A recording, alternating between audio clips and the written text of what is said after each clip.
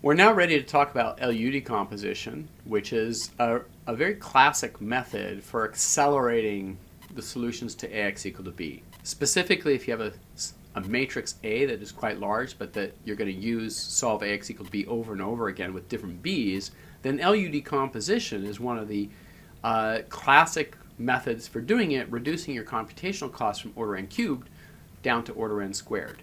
So we want to exploit that speed advantage when we can, and many of the algorithms for solving linear algebra AX equal to B solvers actually use LU underneath the hood in terms of the algorithm they're actually using. Again, this is part of the data-driven modeling and scientific computation lecture series, and so let's get into talking about what is an LU decomposition. So the idea behind LU decomposition is pretty simple. It's the idea of thinking about a matrix A that you can decompose into a product of L times U, where L, so here's the matrix A, it's full in general, where L is lower triangular and U is upper triangular.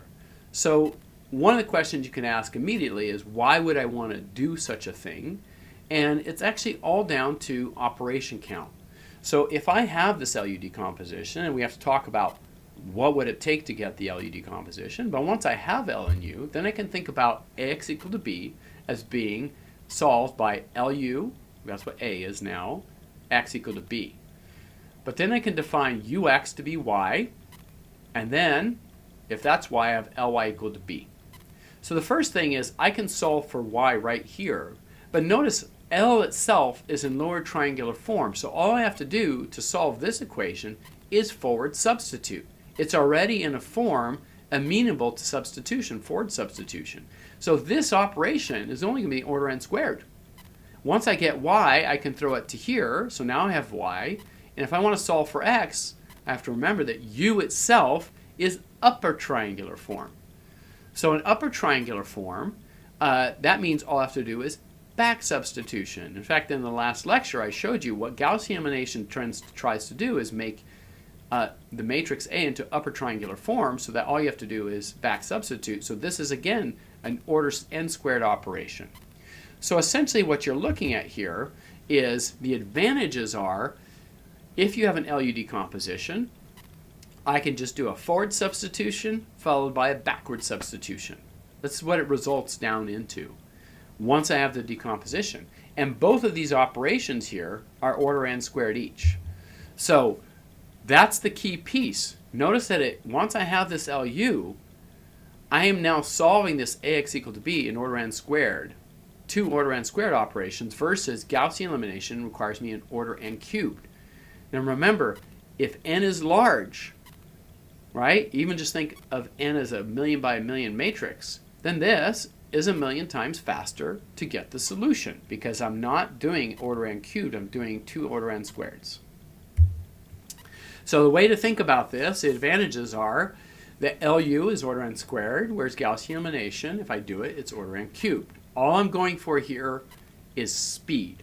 And this is one thing we have to think about a lot in modern computing is, how do I solve problems as fast as possible? Because if you're not solving it rapidly, you're kind of, it's sort of against the ethic of what the computation is trying to do. So a lot of scientific computing isn't just about getting the right answer, it's also getting the right answer as fast as possible.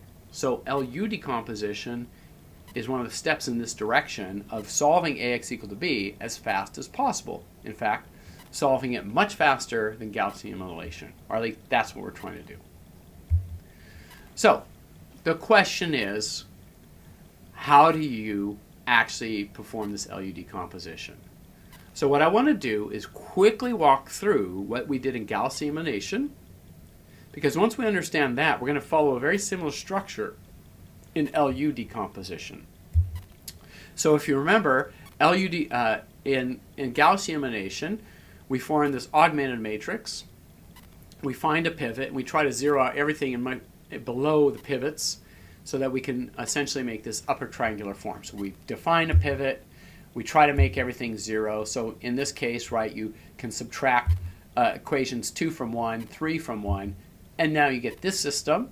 Now when you have this, you can take that third equation, divide by 2, and then subtract the third equation from the first equation, and then you get this form here.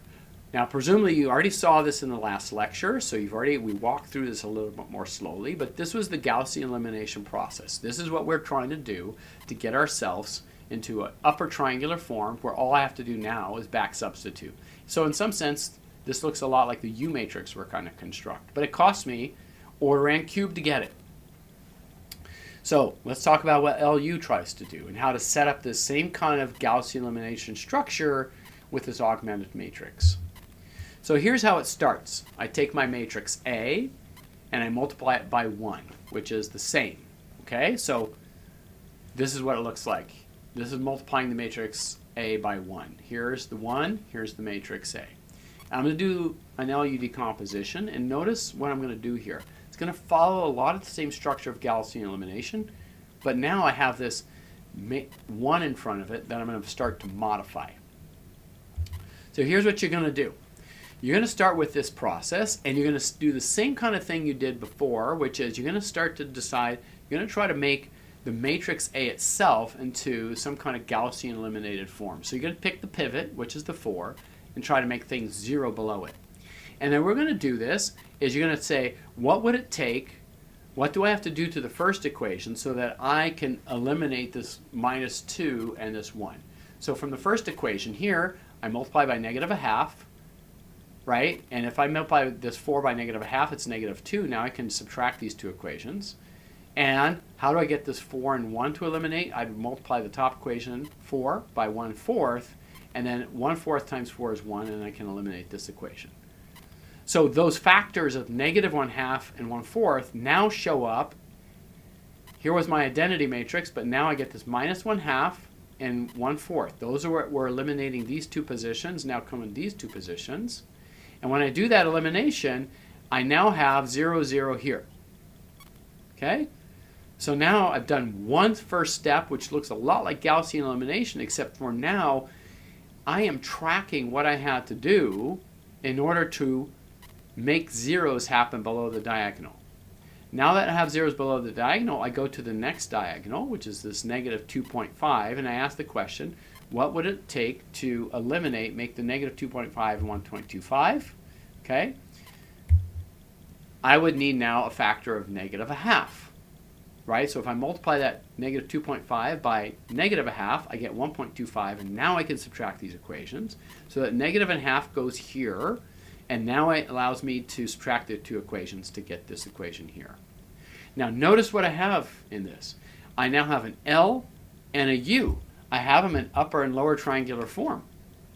In fact, the main thing you have to remember in LU decomposition, your pattern for elimination has to be consistent throughout the entire process. In other words, you can't say, this time I will subtract the first equation from the second from the third, and then change it around next time.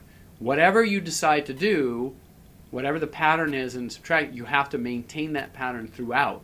And when you do that, you have your L and you have your U. Okay? So now, right, the L is lower triangular form, U is upper triangular form. I now have the two matrices, so if I want to solve AX equal to B, all I have to do is forward substitute and then backward substitute. 2 order n squared operations. Okay? The cost, however, to get the LU in the first place is order n cubed.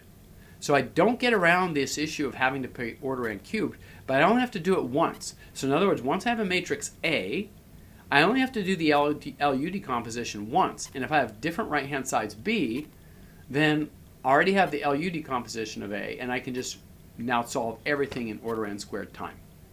So that becomes important because now it's much faster than if I'm trying to do Gaussian elimination every single time, especially when you go to very large scale matrices, which we're going to do as we progress forward. Now, there are some issues that we have to take care of. The first one is regarding pivots. When we do AX equal to B, what happens when we come to a 0 pivot? Well, we have to trade out some of the rows of the equations to be able to proceed forward. Well, same thing in LU decomposition. In other words, it could be that when I'm doing the LU decomposition, I have a 0 pivot. That means I have to trade rows. But notice when I do the LU decomposition of the matrix A by itself, the B is no longer there, right? When we do Gaussian elimination, the augmented matrix has B, so when I switch rows, the B gets switched. But here, when we do LU, the A matrix is just, if it's switched in the A, I have to tell B about it. So the way to think about this is if I have to switch rows, there's a permutation matrix, P, let's say, that switches rows. So for instance, this permutation matrix here would switch the first 2 rows.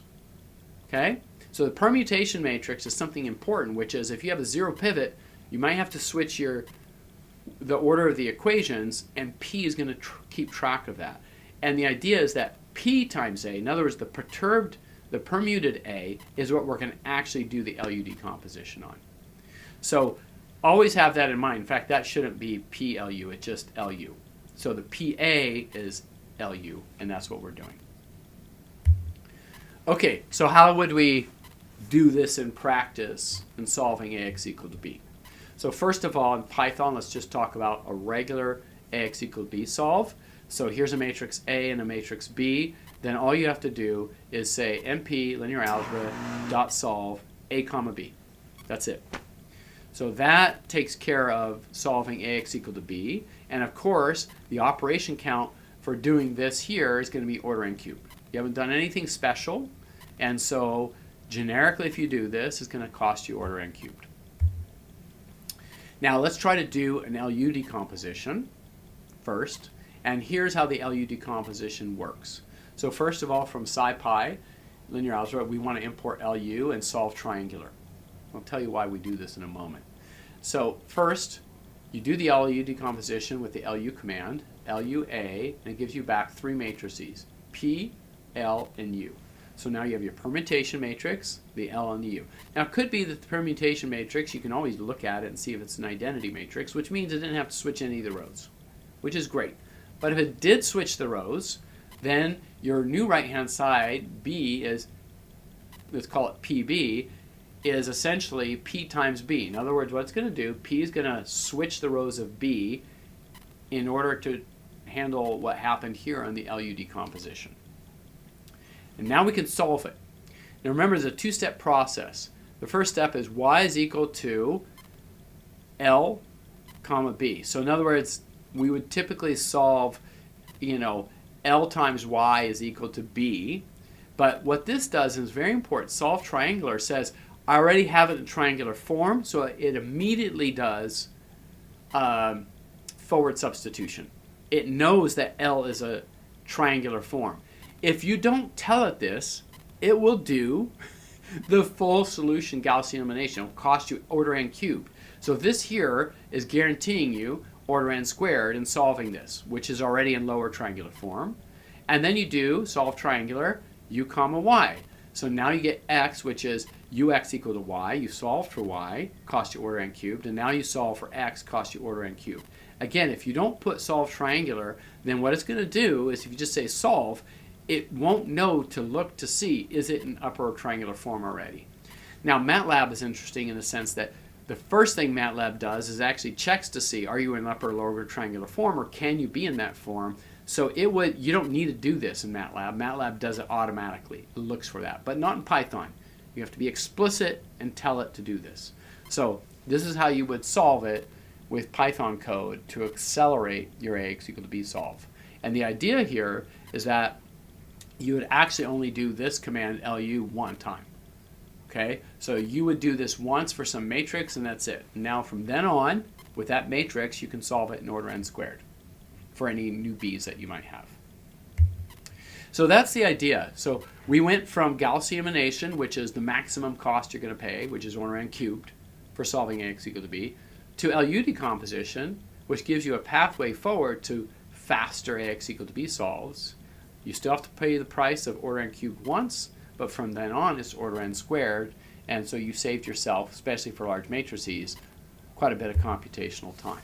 And so this LU decomposition, you can imagine, has become very important in practice for accelerating scientific computing and for accelerating AX equal to B. Remember, AX equal to B is like your most common thing that we're going to do in basically any kind of numerical computations. So We want fast algorithms, especially as we go to larger and larger scale systems.